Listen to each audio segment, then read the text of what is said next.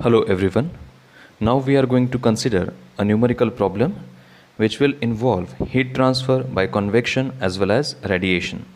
So there is a brick wall which is having thermal conductivity 1.3 watt per meter Kelvin, thickness 0.15 meter, and the function of this wall is that it separates combustion gases in a furnace, and these gases are separated from atmospheric air which is at 30 degrees Celsius.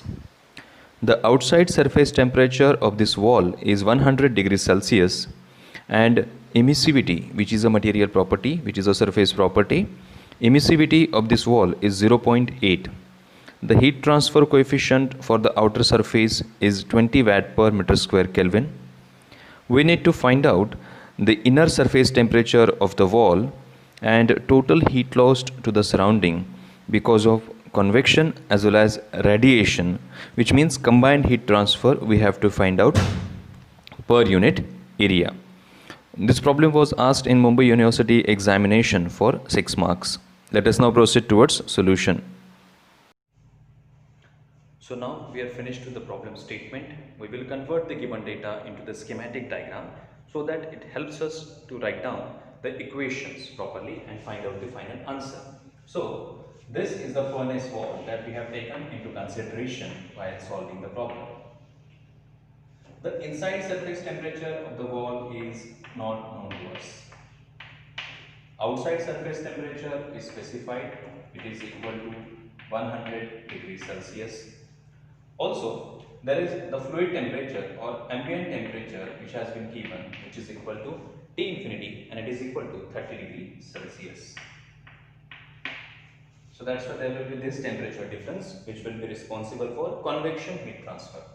One more thing which has been given is the emissivity of this outer side, which is equal to 0.8. The value of emissivity is less than 1. It means it is not a perfect black surface.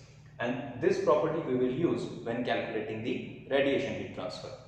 One more thing, the conductivity K of the material is given as 1.3 watt per meter Kelvin.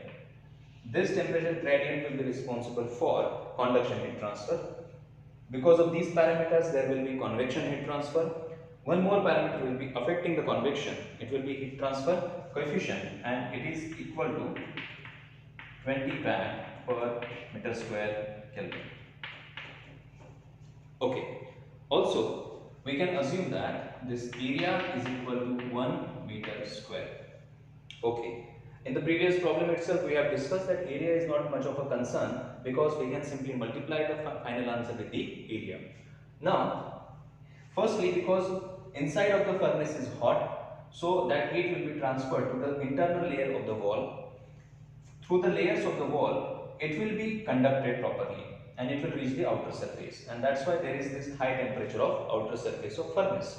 So in this zone there is conduction, and in this zone, because of this temperature difference between the surface and the fluid, there will be convection, and because of temperature of this surface, some finite temperature of this surface and some emissivity of the surface, there will also be radiation heat transfer. So what we need exactly is there will be some radiation heat transfer and there will be some convection heat transfer. Why? Because the conduction heat transfer is happening. So now let us start evaluating each and every quantity. So the first quantity, we start from the simple answer. The first quantity is Q convection. Q convection can be obtained using Newton's law of cooling, which tells us that convective heat transfer is equal to H A delta T. Delta T responsible for convection is this T2 minus T infinity. So that is T2 minus T infinity. So it will be equal to H is 20, area is 1, T2 is 100 and T infinity is 30. So what we get, this difference is 70 into 20. So ultimately what we get, this is 1400 watt. That's your Q convection. That's your first answer. Now Additionally, so we have now calculated this one. Now we need to calculate heat transfer by radiation. Using Stefan Boltzmann's law, we can calculate this. It is equal to epsilon sigma for a particular area A into whatever is the temperature difference. So it will be T2 raised to 4 minus T infinity raised to 4. So this is equal to T2 raised to 4 minus T infinity raised to 4. But now a word of caution. Remember, when we are calculating the heat transfer by radiation, we always have to convert the temperatures into Kelvin scale. This is from the basic understanding of physics that we have developed earlier. So now, but we will need to convert these temperatures properly. So that's why T2 is equal to 100 degrees Celsius, or ultimately I can write it as 373 Kelvin. You should do the calculation. Same way, this T infinity, it is equal to 30 degrees Celsius, and that's why it is 303 Kelvin. Again, you should do the calculation. So now we can back substitute these values in Kelvin. So what we get? We get Q radiation, it is equal to epsilon, emissivity is 0.8, sigma is Stefan Boltzmann's constant, we already know its value, it is equal to 5.67 into 10 raised to minus 8. Area is known to us, it is equal to 1, multiplied by T2 raised to 4, T infinity raised to 4, so fourth power of 373. So 373 raised to 4 minus 303, which is T infinity raised to 4. So when you solve it using the calculator, you get the radiative heat transfer, which is equal to 495.69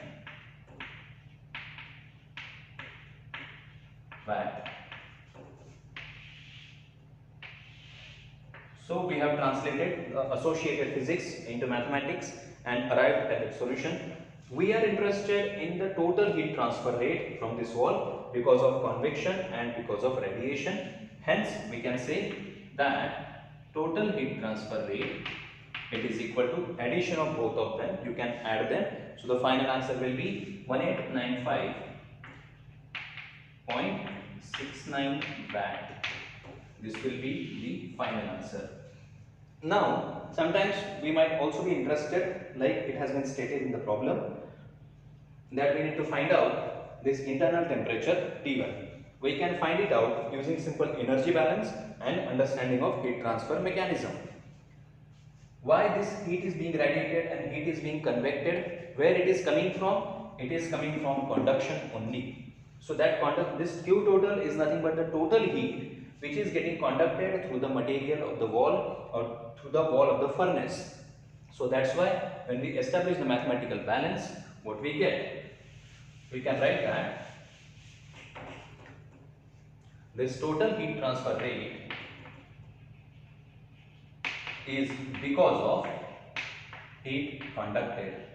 And as we know, how do we write heat conducted for a plane wall? We write it as Ka delta T. In this case, delta T is T1 minus T2, heat transfer temperature difference across the wall. So that will be T1 minus T2 divided by L. So we already know this magnitude, we can substitute the values.